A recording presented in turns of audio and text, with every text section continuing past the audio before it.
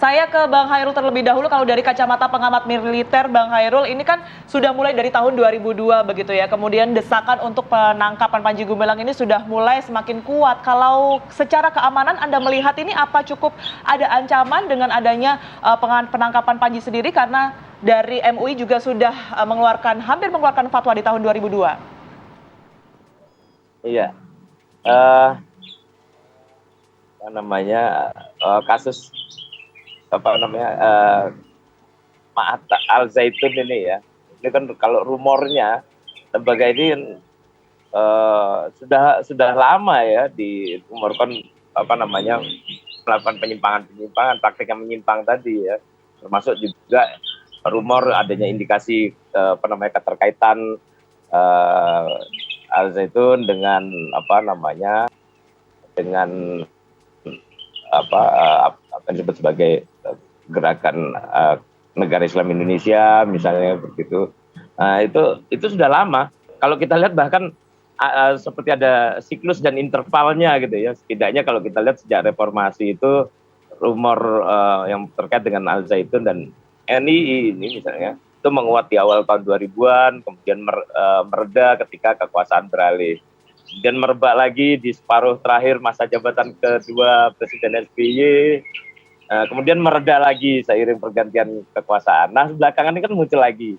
Nah, di masa lalu di awal-awal bahkan pada waktu periode kedua Pak SBY itu ada pejabat yang berkaitan dengan keamanan negara gitu, jelas mengatakan bahwa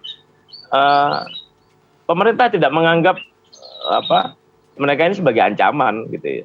Alasannya ya walaupun ini disinyalir sudah sudah melakukan praktek-praktek penyimpangan dan aduan-aduan sudah lama ada, mereka menganggap bukti-bukti tidak cukup untuk bisa dibawa sampai ke pengadilan gitu ya. Nah, terus kemudian dari sudut pandang lain baik intelijen maupun keamanan negara misalnya, aktivitas ini juga dianggap nggak berbahaya gitu ya, karena ini gerakan yang pendidikan gitu ya, bukan gerakan atau kelompok yang melakukan kekerasan atau teror ya. Nah, ini yang membuat masalah. Walaupun pada waktu itu juga ada rumor bahwa ada keterkaitan antara aktivitas Al Zaitun yang kayaknya kuat ini dengan dukungan pengamanan, bahkan pembiayaan dari aparatur gitu ya. Tapi itu pun juga dibantah, ditepis bahwa pemerintah atau negara dalam hal ini punya agenda dalam kegiatan-kegiatan aktivitas Al Zaitun.